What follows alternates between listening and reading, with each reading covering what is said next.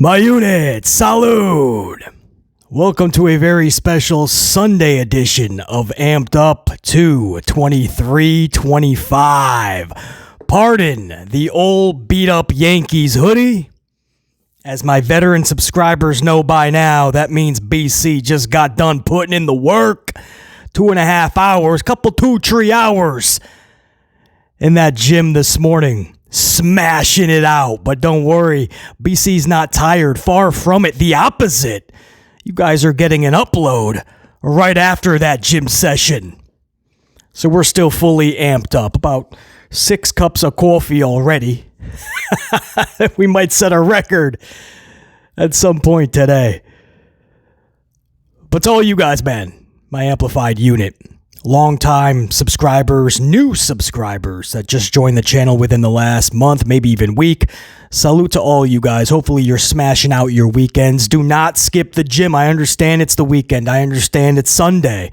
But guys, and ladies, get your asses in those gyms. If you don't have a gym membership, start doing those push-ups. Pick up furniture. I'm telling you, dudes. Furniture. Pick up furniture. It's so oddly shaped. It's uniquely shaped. It's uniquely shaped. So you start doing reps with furniture. You're going to start working out muscles you didn't even think of. Far better than just dumbbells, what they could give you. Furniture, man. You'd be surprised. Just like take a photo before you pick anything up. I'm telling you right now, before you get the old lady making you sleep on the couch or maybe even on the porch, or getting smacked upside your dome piece by the old lady. Don't pick up any furniture until you took a picture and you place it right back where you found it. Because ladies know. Take my advice on this, gentlemen.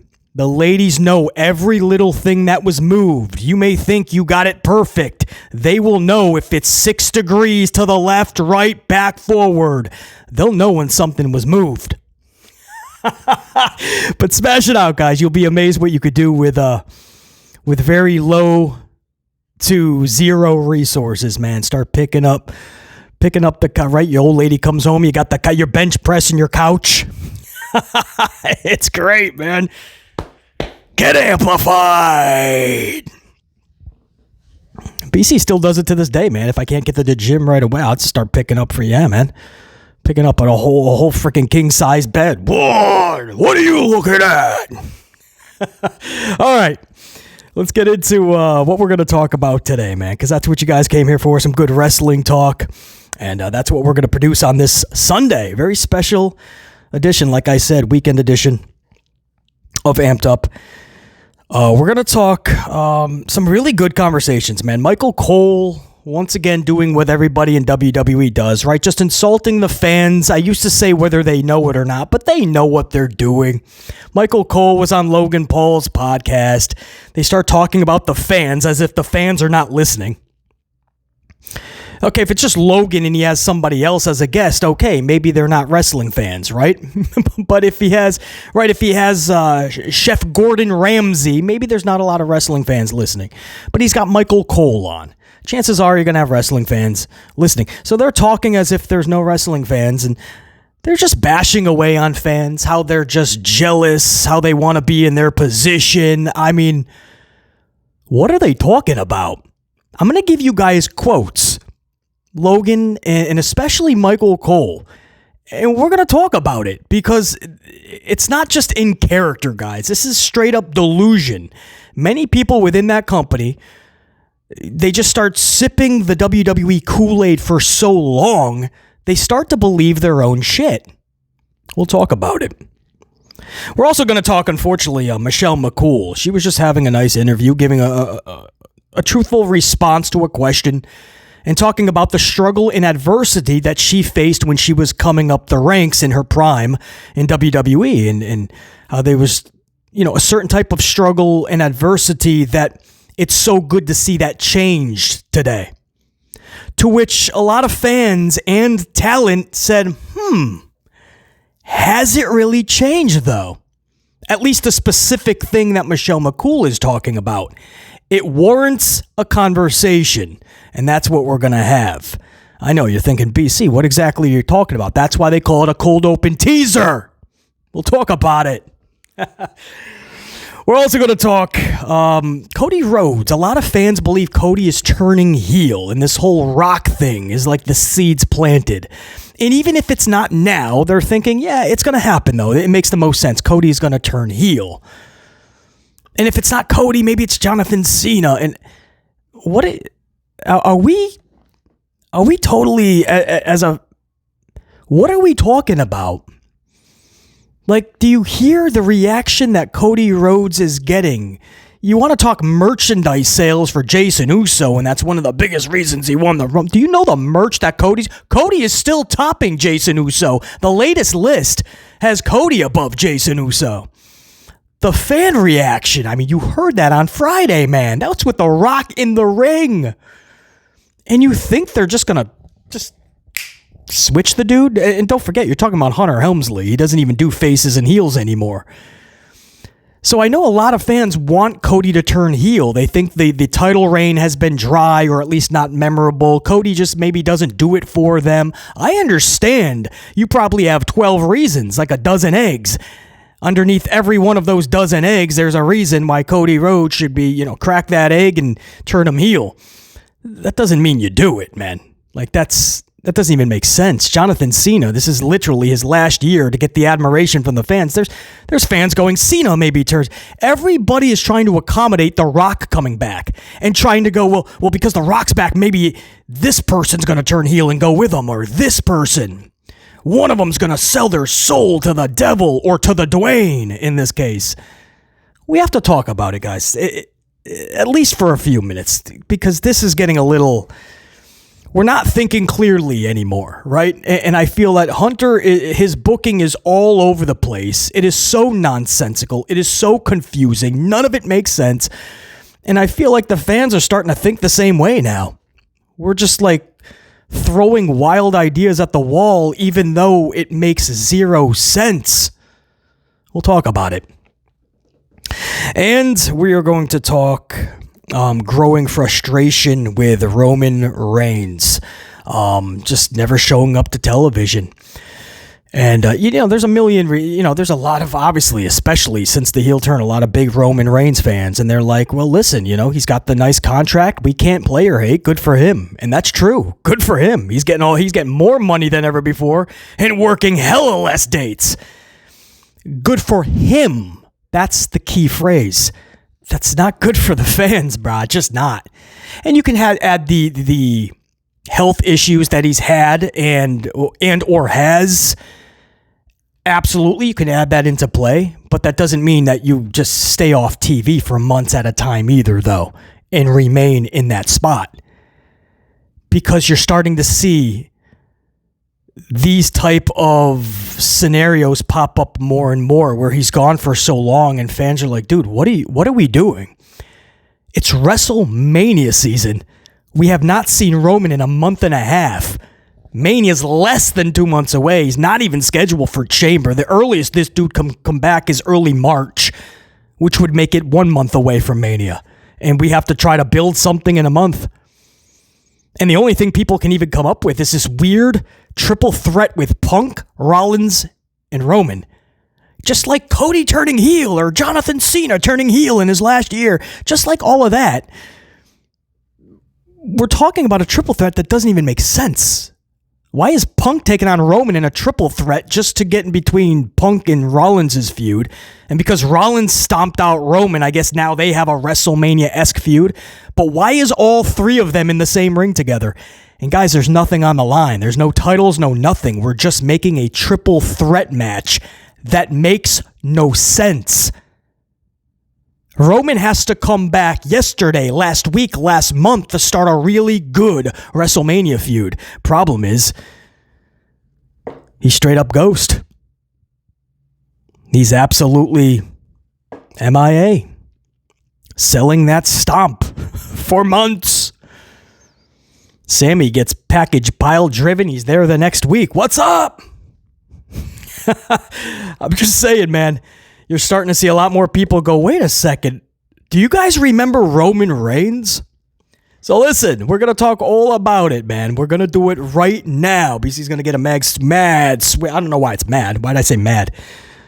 Well, it's more than it's not a happy swig. We're amplified. So yeah, it's a downright angry swig of my double shot triple pump pistachio latte. No, it's not. No, it's not. My first 3 were today. This is a hazelnut.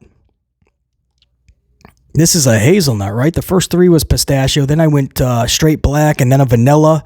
And now this is, I believe, a hazelnut. I don't even know the taste anymore. Coffee's coffee at this point. Either way, an angry swig of my double shot, triple pump hazelnut, Starbucks. And then we're going to jump right into the Michael Cole, Logan Paul bashing of the fans, right? Oh, the fans, they're so jealous and so stupid and they want to be us. What are we doing, Michael Cole? Let's do this. 44 die. We rolling. Let's go. I think that is hazelnut. Yeah, I'm going to say hazelnut. Can't even tell anymore. I can't tell, man. All right, so Michael Cole is on the Logan Paul podcast. Whatever you want to call it. Impulsive. Is that what you call it? Impulsive? Yeah, so... Michael Cole these days, he's more just concerned with being the buddies of all the celebrities, right? Just like Hunter Helmsley, guys. If you're a big star outside of WWE, they respect you more. Vincent Kennedy always did too. So we're not just throwing Hunter under the bus or Michael Cole. Vince always did this too, but Hunter Helmsley and Michael Cole take it to a whole nother level. Like when Pat McAfee really started to gain that fame, man, Michael Cole and Hunter were all over that dude. They were all over Pat McAfee, and today Pat McAfee has just full reign. Whenever his schedule is available, they're like, dude, we'll send you the company jet. Corey Graves, get out of here. I don't even care where you go. Go to NXT. Go to the local bingo hall. Tell the promoter at the local bingo hall we'll pay you an extra $100 just to give you a headset. Corey, just leave. What are you doing, man? Pat McAfee's coming back. Nobody wants to hear Corey Graves, right? I mean, that's Michael Cole. And with Logan Paul, same thing. He's doing all these fights, and he's got his brother right there taking on Mike Tyson, and there he is, front and center with Jake Paul, I mean, they want that rub.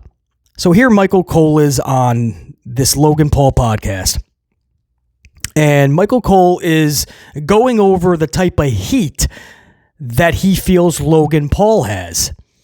And they're explaining it, right? Like the difference between good heel heat and Michael Cole using IWC slang, right? Go away heat. Michael Cole is actually talking about that.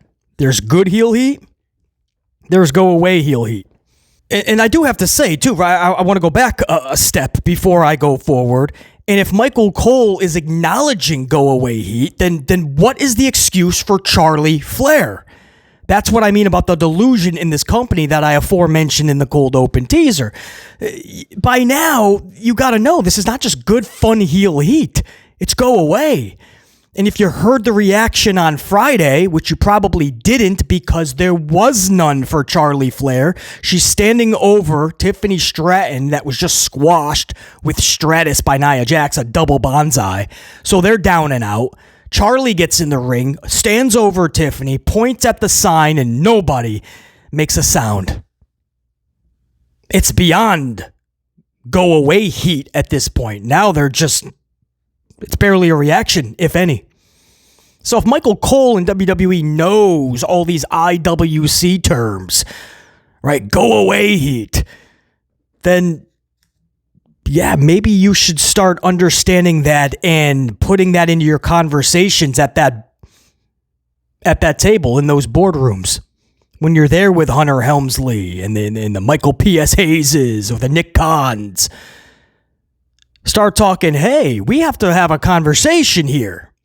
The last 10 years, were we wrong? Is this good heel heat or is this go away heat for people like Charlie? But anyway, that's another story. Michael Cole talking go away heat.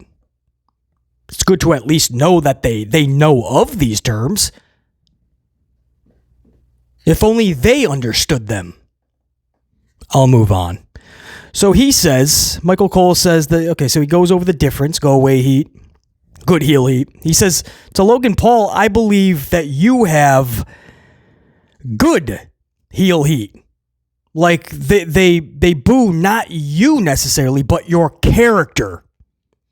Logan Paul begs to differ. Logan Paul responds saying, I believe I have go away heat, but the only reason it works is because I'm a great wrestler. Now that's going to rub people the wrong way, I understand, but I don't know if I would call great. He's a good wrestler, though, guys. I mean, he has the athleticism. He has the sequences pretty down packed. Now, granted, he doesn't wrestle often, so he can rehearse a lot more. And, just go over a lot more things and not have to be burdened with other things that a lot of other wrestlers have to be burdened with. Because you have several different matches you have to think about, right? Maybe you got a Monday Night Raw here. Maybe you have to do a house show, even though there's not many left these days. But they're still here and there. Maybe they got to send you to NXT to work with this individual. Maybe you do have a PLE match coming up as well. There's just all these things going on. Whereas Logan can come in, have a match every couple of months, rehearse for a few weeks. So I'm hard-pressed to say great wrestler. He is good, though. I will give him that. But he says he believes he has go-away heat, but the fact that he's a great wrestler, it saves him. So Cole responds. All right, this is where just the delusion really sets in. So Michael Cole responds, they're jealous of you, meaning us, as if we're not even listening right now, right?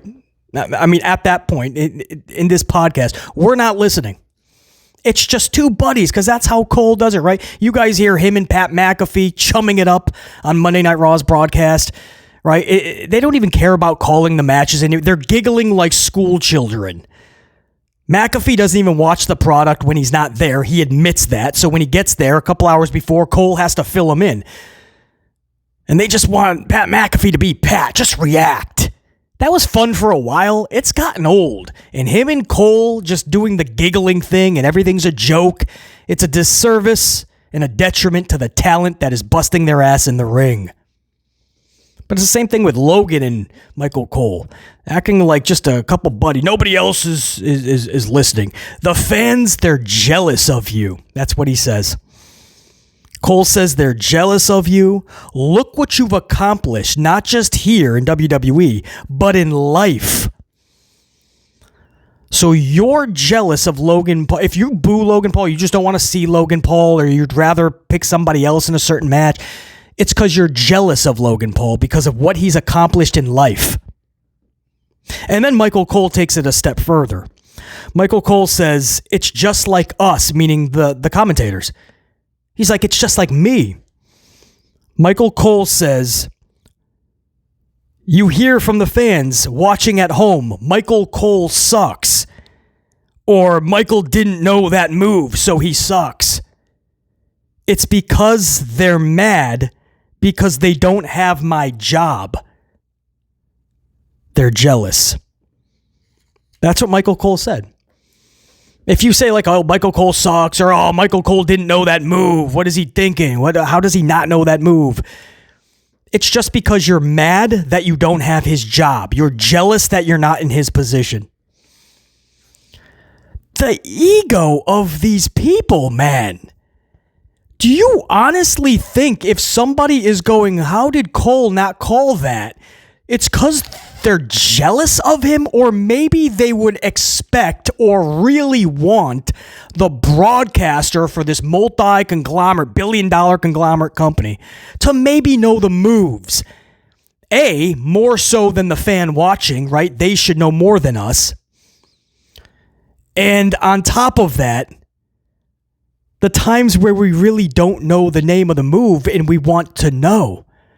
I can't tell you how many times in the past year even that a wrestler would come in with a new finisher and Michael Cole didn't know what it was. They didn't go over it beforehand.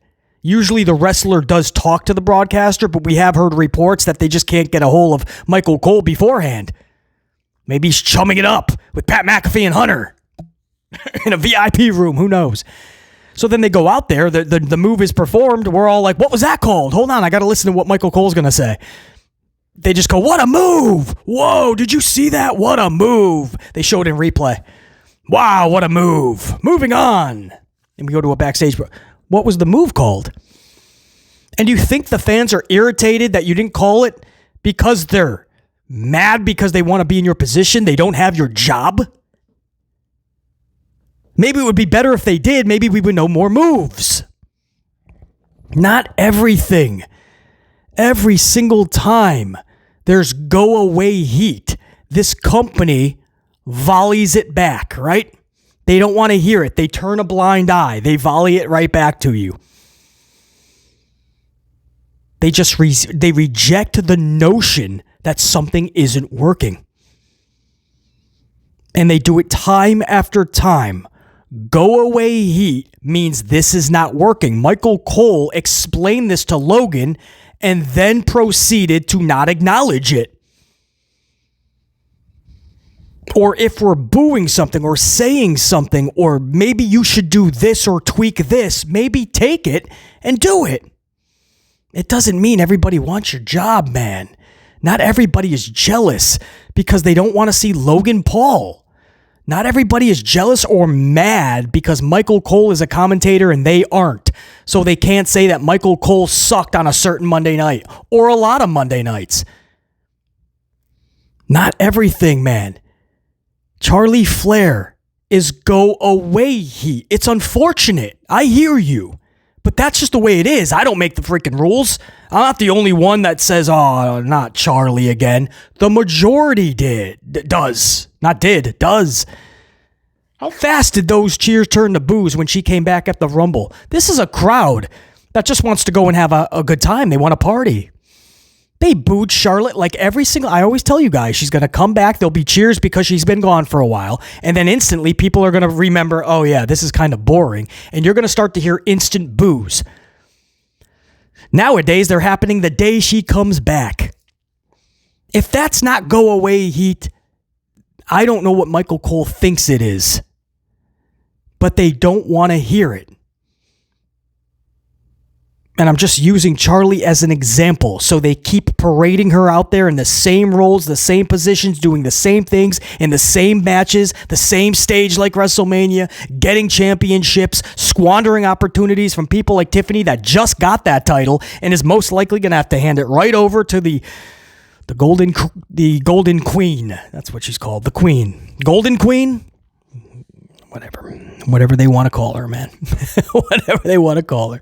WWE has put her on the highest of pedestals when the fans are like, we don't see her up there. They don't want to hear it. They don't want to hear that Charlie has go away heat. They believe that Charlie Flair has fun heat. Everyone's having fun with this. They love seeing her in this position. Remember, Bubba Dudley said I would give her all the titles to make people even more upset and have fun with it. Yes, give her all the titles and let her block an entire division. That's fucking swift. When people are trying to tell you they don't even want to see her in these spots, let's give her even more spots. As if we haven't seen enough of that for 10 years. That's just Charlie as an example. Then you go to Logan Paul, where Logan told Michael Cole. Logan told Paul, thank you, but no thank you. You said I have fun, good heel heat. No offense, dude. I think I have go away heat. But the fact that I'm a great wrestler saved me. He has to correct Michael and go, dude, no, I have go away heat. And Cole's like, nuh-uh, it's because they're jealous of you. They want your job. They want to be in your position. Trust me, man, it's the same with me. They all want to be me. What are you talking about? The guy's trying to tell you, I know. I'm the one walking to the ring. I'm hearing it. It's go away heat. But they can stand me because my matches are good. Listen to the talent when they're trying to tell you something. Maybe you can help. Maybe you relay that to Hunter. Yeah, I was on the Logan's call. He thinks he's got heel. Can we go away heat? Can we change some things up? Maybe we can help this. Rocky Maivia was go away. It may have started out fun, but then it was like, no, really, who is this smiling, dancing weirdo? Get him out. So they smartly changed things up. The Rock was made, man. And guess what? The Rock got super... We wanted to see The Rock, but it's the same person. Rocky Maivia is Dwayne Johnson. The Rock is Dwayne Johnson. Why are we cheering so for years and years? And we love seeing The Rock. Even when he was a heel, it was fun. That's good heel heat. Rocky Maivia, no, please get off. Stop. Same person, though. So wouldn't we be super jealous when he started to get super momentum and super over? Wouldn't that be when we would be jealous and really boo him and want him off the screen? No, that's when we were praising him the most. Ringmaster, please see yourself out the door. Stone Cold, yes. Force-faced Roman Reigns for 5 years, just forced. Every WrestleMania, every main event, multiple titles, and it just didn't work. We were like, stop, we are done. This isn't it. And then he comes back and he's this heel and he's got the bloodline and the new theme song and it's just working and he's more comfortable. He's finding that self-esteem and that mojo, right? That's when we started to go, yes. But when he started to gain that success, wouldn't that be when we should be jealous and go, nah, fuck this dude? No, we're just trying to help. We see talent. We're saying change everything. And this could work. Take Charlie out and repackage, do something completely different, doing the same thing over and over the past 10 years, and you're literally getting the same reaction, the same result. Why they will not change things with Charlie, I have no idea. But if they keep going down this route with Logan, it's going to be the same thing with him too. Especially if those skills do diminish or there is some injuries and he can't do the things he once did. Don't forget when he told you years prior that he is getting go-away heat. He tried to tell you, Michael Cole, but you just blamed it on the fans. We're just jealous. They love you. Charlie, you're doing great. Just use all these boos as more piss and vinegar, right? Just put it into your promos. They're really loving you. Yes, that's what it is. That's what we're doing. So many individuals took that go-away heat and they changed for the better. But for some reason, the people at the top of WWE are so stubborn, probably because business is booming financially. Not ratings-wise, not metrics-wise, not merchandise sale-wise. No, every other metric is down. But business financially is booming. So maybe they feel they don't have to actually listen to the fans or change anything. But that gives you just a glimpse, guys, of how they truly look at us. You know, when we're trying to help out, when we're trying to give you, we're telling you, please don't change this. Get this out of the ring. This isn't it. And we're hoping that they're hearing us backstage. Like, even though Hunter's got the headset on, take them off and listen to the crowd reaction. But instead, they're just delusional and they're like, nah, they don't mean that. They're jealous of you.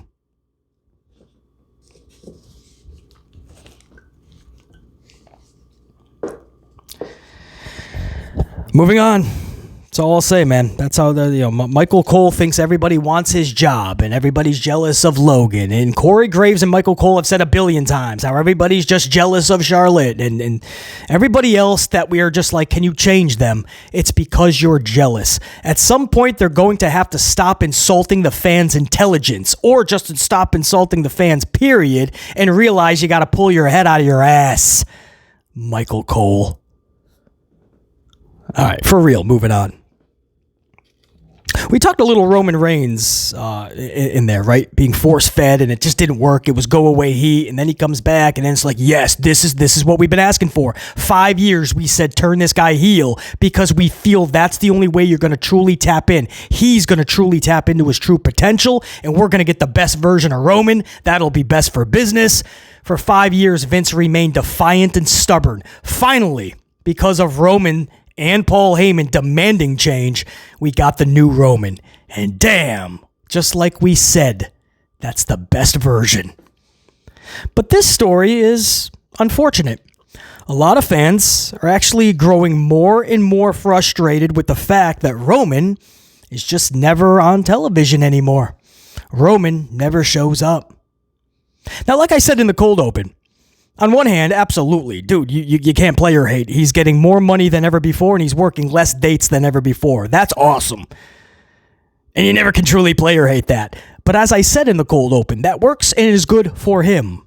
It doesn't work, and it's not so good for the fans that are thinking, wait, Mania's less than 2 months away. There's still no Roman. Roman has been gone since what, January? Since the Rumble, right? He actually came back for the Rumble. I think he was there maybe for January 6th Raw debut on Netflix, maybe. And then he did the Rumble, and he's been gone since, month and a half. He's had 4 matches since Mania last year, guys. That's a true stat. It's unfortunate for me to deliver that to you. You probably don't want to believe that. You're probably like, no, I know he's not there usually, but BC, I mean, that doesn't sound right. No, it's true. 4 matches, guys. I don't know if I'm including the Rumble in that or not. I don't have that stat right in front of me, but I wouldn't include the Rumble anyway. The Rumble I never include for anything. 4 matches he's had since WrestleMania of last year. 4. He's only had 50 in the past 4 years. 22, 23, 24, and now 25. 50 matches. I mean, that equates to about 15 to 16 maybe a year.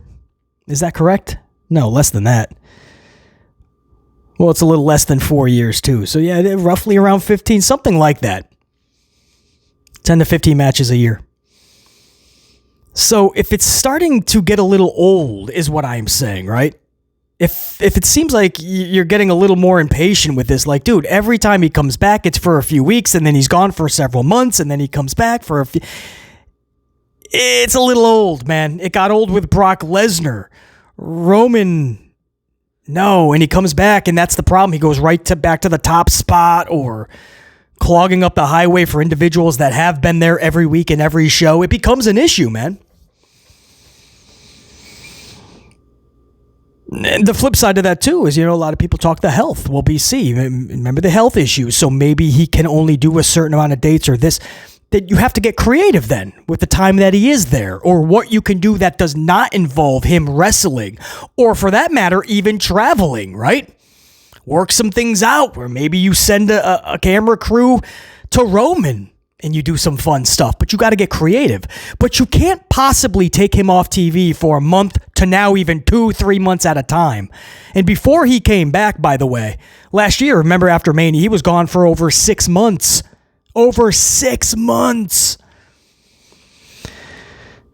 Again, it's Mania season. Mania's all over the place. Nobody knows what's going on. Matches are not set in stone. Maybe a couple 2-3 are. That's it. There's 2 nights that Hunter has to fill. It's less than 2 months away. I mean, we don't even have anywhere near the first night filled up. You got weird matches. Charlie's going to take the title from Tiffany. Jason Uso is going to beat Gunther and yeet all over the place. What are we doing? And there's no Roman. Perhaps if we had Roman for some, maybe that would be a little pulse to these shows. Maybe it would add a lifeline. Maybe it would feel a little more like Mania season. Maybe. But there's no Roman, man. And even odder is this weird matchup that fans seem to be okay with because it's been talked about for over a week. And nobody's even questioning it like BC. It's a triple threat between Roman Reigns, Sethington Rollins, and CM Punk. I'm genuinely asking, why would we need to see that match? Why would that match even be a thing? Punk helped Roman, a favor to Paul. And Punk has a favor from Paul. Maybe it is through Roman. But Roman and Punk don't have a feud that would need them to settle it at Mania, unless you try to force that within 1 month's time, because Roman's not coming back till March. Bare minimum, which is 1 month away from Mania. So Punk and Roman in a triple threat makes no sense. You would have to just do it's Seth and Punk that has a feud. And then at the Rumble, they just did a weird thing where Seth stomped Roman. So I guess that ignited a feud that we have seen already 6 times and a match that we've seen 14 times. So because they have nothing for Seth, Roman, and Punk, the rumor is that they're just going to throw them all in a match together, a triple threat. And fans seem to be okay with it. Not asking the one very important question, 2. 1, again, how does that even make sense? Why would they be in a match together, all 3 of them? But secondly, just as important, what are they fighting for? A triple threat or a fatal there's something on the line, right? That there's a reason behind it. There's a title or something. What the... Everybody's just like, yeah, triple threat. For what? I'm asking seriously, for what?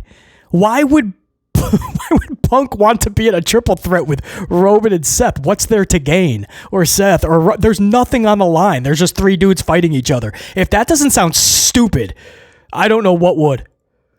That is just the dumbest thing. If I was a pro wrestler and I'm like, yeah, you're going to be in a triple threat at Mania. Okay, well, which title? No, it's just put you in a match, man. Because we don't have too much else. So just go out there and just beat up the other two guys. We're gonna plant like animosity between the three of you. And it's like you have to get in the ring and just battle it out. Okay. But that's dumb. Yeah, I know, but most of our stuff's dumb. So just like, can you do it, please? Like, what are we doing? That's fun to you guys? Roman, Punk, and Rollins in a triple threat with nothing on the line. No reason. Okay, WrestleMania season. Hunter's cooking. It's stupid. You guys know that. It's stupid. I wish more people were calling it. Everybody's just talking about it like they're okay with it. I'm trying to find the sense in it, man. I need things to make sense. Why is this being done? What's on the line? Why are we getting another? Because you're going to get plenty of multi-person schmazes, guys. You're going to get a bunch of triple threats, fatal four-ways. That whole tag team division is going to be in one match. You watch. And to see three top stars just in an absolute nothing burger match, I could literally go out and play in traffic. It would be a better time than watching those three fight for nothing. Coffee's really kicking in, guys. You want to amplify thoughts? You're getting them. That's it. That's the conversation, man. It sucks. I agree with everyone frustrated. Again, you can't play or hate when somebody's getting more money and working less. That's cool, man. That's pretty cool. We all want a little piece of that, I'm sure, right? To get more money and not have to work as many dates. We'd all want a piece of that type of a gig.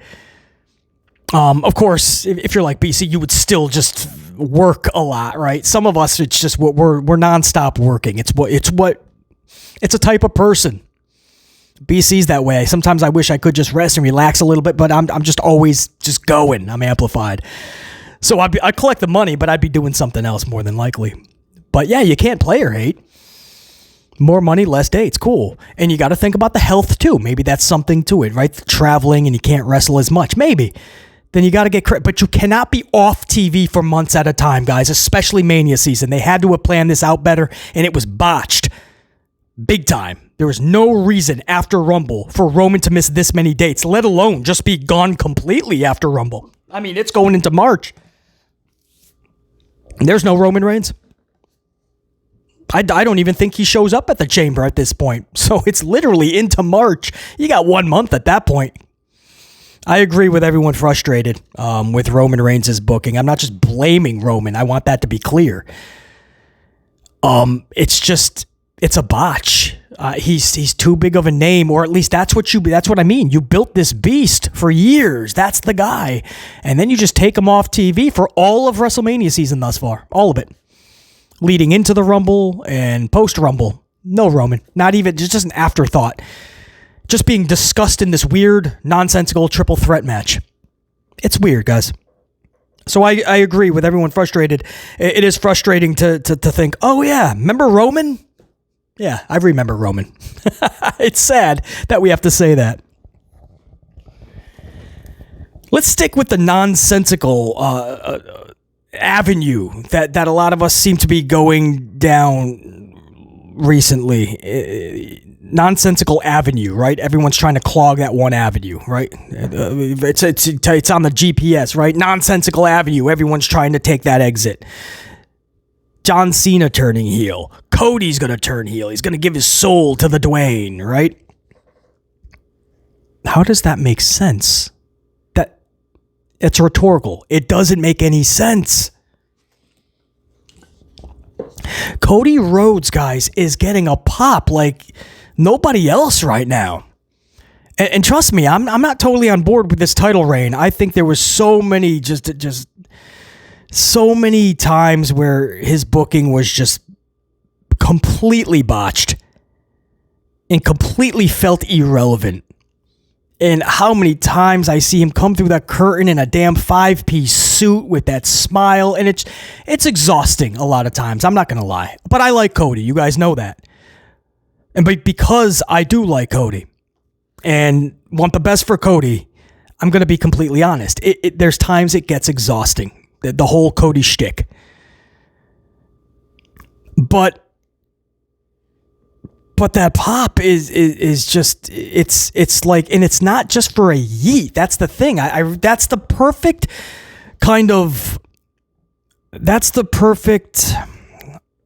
comparison. When we talk about Jason Uso, and there's fans that are okay with him winning the Rumble and going to Mania and beating Gunther, winning the title, and those fans are shocked. They can't understand why there's so many fans that are not on board with Jey Uso winning the Rumble, going to Mania, beating Gunther of all people, and then yeeting for 20 minutes in a celebration. That's why, because we see that word and the yeet itself and the dancing, it's become the shtick. It's way more over than when the bell rings and Jason Uso starts wrestling. It's unfortunate, as a singles competitor anyway. Right? They just love to yeet. Sethington sing-along. Once the bell rings, it's completely different. They just want to do the singing. That's what really got him back over. And that's cool. Good for him. But Cody's reaction is not just a yeet or oh during his entrance. You listen Friday with the Rock in the ring and the music turns off, and that crowd was genuinely popping off. Merchandise sales, he remains one, if not number 2 in merchandise sales.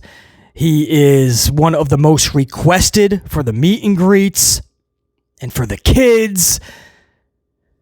Turning him heel right now literally makes zero sense. Like when we said turn Cena heel many times in the past, it's because the business needed it. The company was so stale. Cena was blocking the avenue, right?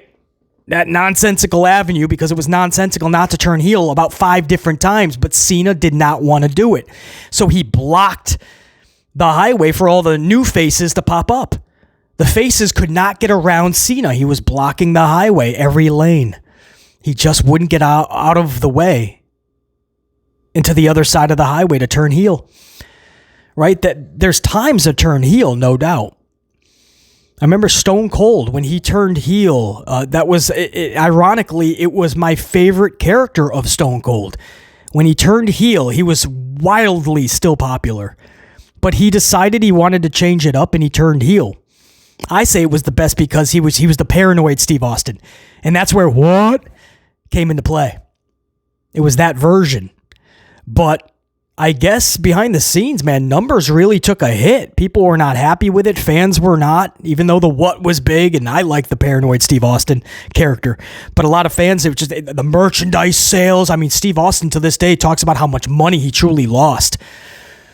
And Vince was not happy in the long run with that decision because they just took Stone Cold, wildly popular, and they just go, let's turn him heel for the heck of it. It's not like Hulk Hogan where he had to turn heel at Bash, but we never really thought it would happen. It happened and it was so awesome. There's times to do things. So many people want Cody to turn heel because they feel that he is stale or it's just not working. But the truth is, unfortunately, guys, for you, it is working. It is. And again, this is coming from somebody who says a lot of times, man, just watching Cody come through the curtain is exhausting. But I can't lie and say it's not working. A lot of people really dig Cody, and he is a big face in the company. Some would see him as the A-dog and not Roman. Some would. But, you know, it's like when people said Bray Wyatt's not working. This supernatural garbage. This is so bad. But if you guys look at the ratings, his segments were always rated number 1. He was always the most captivating part by the facts that came out, the numbers, the statistics, the metrics. Him and Alexa would always be number 1 or at least top 2 for the whole Monday night. So even though people claimed, oh, this isn't working, no, it was though. Jason Uso with and I'm just using him as an example, guys. You see the metrics, you see the numbers. He's not pulling in top-rated segments. He's not pushing every other metric. That's how you know. You just look at the facts. So people want Cody to turn heel for what? To work for Dwayne. It could be a fun story, BC. Then who's filling that role? Roman doesn't show up as it is. Hunter does not want to give LA Knight any piece of the rocket. CM Punk is tucked away on Mondays. Doesn't even work every Monday, but he is working a lot more than we thought he was going to. Cena's around for a select amount of dates. Who's filling that role? They're going to get Big Jim Uso, to try to do the same exact gimmick that Jay's doing, because that's basically what he's doing now. He's even spearing people. No yeet. It's guys, I understand. And there's a lot. That's why this is a conversation. There's a lot of fans that want Cody to turn heel. The big problem is it makes zero fucking sense. And again, this is coming from someone who says it's exhausting to watch this guy come through the curtain half the time with that smile and 5-piece suit and what do you want to talk about? I get it. But it's working heavily, man. Of all the things to change in WWE, I mean, Cody's not the first thing I would go to, I assure you. And having him work for Dwayne or sell his soul to Dwayne or just turn heel in general, it just doesn't make sense. And if you want to go the flip side, John Cena turning heel, that's another thing that fans are starting to claim, right? Well, Cena could turn heel. It's his last year. It's the adulation tour, man. Don't overcomplicate this. Simplify it. Cena just has to win his 17th title. Ric Flair's in attendance. Charlie can be there, whoever. Everybody come. It's a massive celebration. That's why I would have preferred it at Mania. Don't wait for Saudi, or don't do this in Saudi or in some other country or late in the summer where he's only got a few months left. Pop off. Have this the biggest moment of the year. Have him have that title for a few months. Pass that torch to somebody who it's a good plan and you know that this person is going to be the future. You're really behind this person that's going to take that title from Cena. But give yourself enough time to do that story and do such. Do it justice, do it correctly. Don't wait, give Cena the title at SummerSlam, and then you're like, oh, we got to get him off him in 2 months. Then you're rushing it. But don't overcomplicate it. Cena, we're all going to pop off when this dude gets number 17. There's no reason for him to turn heel and get number 17. That makes it less fun, and then you're confusing your audience. Do we cheer? I know he's heel, but I mean, this is a big no? Okay, fireworks are going off, though. Can I cheer now? Don't confuse your audience. Come on. Cena should not be turning heel now. That wave has already gone by. If you didn't catch it, if you didn't put that surfboard to that wave, you missed it. Or it went right over your head, dude. You got swallowed up by that wave. I don't know what to tell you. There was 5 different times he should have turned heel over the years. He didn't do it. Now is not the time. So I understand. These are 2 big things that a lot of fans for some reason want. Cody turning heel, Cena turning heel. Both are stupid, very, very stupid ideas. It's just the case, man. Think, guys. It leads to nothing. It's weird. Just muddies the waters, confuses people even more. Hunter's doing a damn fine job at that himself. Let's move on. I want to talk about, oh man, I'm down to my last couple sips here, guys. We'll end it with, we'll go Michelle McCool. This is interesting. Michelle McCool recently talking about her struggle in adversity. And, when she was coming up, her prime, I know she was only in WWE for about 5 to 6 years, but, that was her bulk. That was her prime, which ended up being her whole career in WWE. But she talked about how one of the biggest struggles was the entire locker room for the women just trying to get airtime. And they just couldn't. They were seen differently than they are today. They couldn't get that airtime. The women were kind of upset and jealous and frustrated at other women that were getting time. She told a story that when her and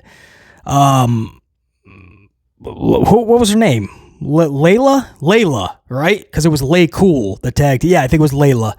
When they started getting some TV time, other females were actually jealous and pissed off because they weren't. So she just talks about how that was one of the toughest things is you just couldn't get time back then. And everybody just felt like they were they didn't have any type of leeway. They were in a deficit from the start. And it was a very honest answer, but she was talking about it as if it's drastically different today. Just because there's so many more women wrestlers and And women's wrestling has gotten a lot more glory since then. A lot more prestigious spots. A lot more accolades. A lot more championships. But maybe she's just not watching the product, because the more things change, the more they actually stay the same, man. Every single show, the average is only one women's match a show. If they're lucky, they get a second. I'm talking Raw, SmackDown, by the way. AEW as well was in this statistic. So you can add in AEW. TNA is excluded, by the way. But one, and if you're lucky, you'll get a second match. But the average is one female match every show. So it's not that much different, even though I know it seems that it is, right? And we've come a far way from the divas to where they are now. But you have to look no further than just this past week with that big bombshell story that came out, where the women are frustrated in WWE. Not just for a lack of transparency, but their booking currently, their booking that it was, their booking going into Mania, or lack thereof. They're frustrated. There's nothing. Lack of transparency. And even worse, in that story, they don't even know if they're heels or faces. Nobody is telling them anything. And every single show, they're basically doing a different character, or it just doesn't make sense. One day they're playing kind of more of a heel in their promo and taking on a face. The next show, they're taking on a heel and they're a little bit more babyface in their promo.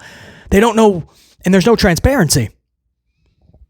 So then they go out there, they look like pretty much an idiot. There's no reaction.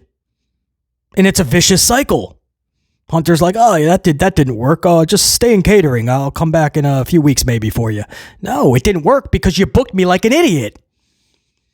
And it's not going to work if you only have one match every single show, if you're lucky to, because you're just filling the quota. I'm not saying, guys, every show needs to have 3 or 4 women's matches. That's not what we're saying. But you shouldn't have an average of just one. You're just filling a quota at that point. When you're doing the creative for the show, you're kind of just like, oh, wait, we have to have our women's match in here. No, you shouldn't have to have. You should want to. There should be a lot of good stories. There should be some weeks where, yeah, there's like 3 or 4 maybe women's matches and only 2 dudes, because those are the stories that are popping off. It should feel different. But Michelle McCool, there was I guess you could say a harsh, I call it more of a blunt response. Like, hold on, Michelle, are you not watching? I know your husband, Undertaker, is a good friend of Hunter, and, you want to believe that it's so much better today, but you watch the product. Listen to the story that broke this week with the women in WWE being frustrated. Sound familiar? That's the exact word she used in this interview too, guys. Remembering how frustrating it was just to get airtime, to get TV time. The whole women feeling like they have to kind of, like it's a competition because everyone's trying to get a piece of airtime. Like, that story broke this week. Michelle McCool was there years and years and years ago. Maybe not years and years, but years and years ago. The story that broke this week, women frustrated in WWE. A fascinating bombshell story. The fact that they only get one matchup a week on average, sometimes if they're lucky 2, and the fact that she's talking about getting their matches cut back in the day. They would be told 5 or 6 minutes, it would be 2 to 3 minutes. They would be told 8 or 9, it would be cut to 5 or 6. You guys see what happened on Friday night? Because The Rock came back and wanted to extend his promo, so they actually cut out the last part of hour 2 to go in sync with The Rock and Cody's top of the 3rd hour segment. So a match had to be cut. Do you know which one Hunter cut? Guys, I'll tell you. It was the women. Naomi and Liv Morgan got their match cut. They had this weird attack before the match. The match was nullified. It was a no contest. And that saved The Rock all the time he needed. Could have been the tag team match, right? I mean, nobody gave a... Who even... I don't even know what it was. DIY and Pretty Lively, maybe? That just ended with the Profits coming out, beating everybody up. Motor City comes out. All 4 teams look like idiots. You could have just done away with that completely. Did an attack angle backstage. Oh, this tag match is too important to have an injured team. Nick Aldis is demanding that this match take place next week. You could have done anything. Liv Morgan and Naomi got cut. I don't think that Hunter had to think twice on that. Now, I know a lot of fans are like, oh, that would have sucked anyway, BC. Let's be honest about it. It's not about that, man. It's always happening, guys. That's the problem. Switch it up. Does it always have to be the ladies getting their airtime cut? But for the sake of this story, my whole point is everything that Michelle McCool said was frustrating back then. Is it ironic or a coincidence or a damn shame that all of that is still in play today for the females in WWE? Lack of airtime, frustration over their booking, not even knowing what they're doing or what they even are, and their matches getting cut. In some cases, the time getting cut or the match in full, like this past Friday, getting pulled. So Michelle McCool, we've come a long way. Yeah, in many areas, no question. But whoa, you got to feel bad for the females still because there's still such a long way for them to go. I'm BC. This has been Amped Up, a special Sunday edition. Thank you guys big time, man, for an incredible week. We're going to do it all again coming up probably tomorrow. Stay locked right on the channel, subbed, notified, smash that up if you don't mind, help out that algorithm. But it has been an incredible week, guys. I know I was one of the last ones to put out that review for SmackDown yesterday. And even though I was, well, not one, probably the last one to put up a SmackDown review, but even though I was, you guys still, man, thousands of you guys still stopped by to rock out with BC, man. That is badass. 44 Dive, that's a wrap. BC, saying check you. Salute.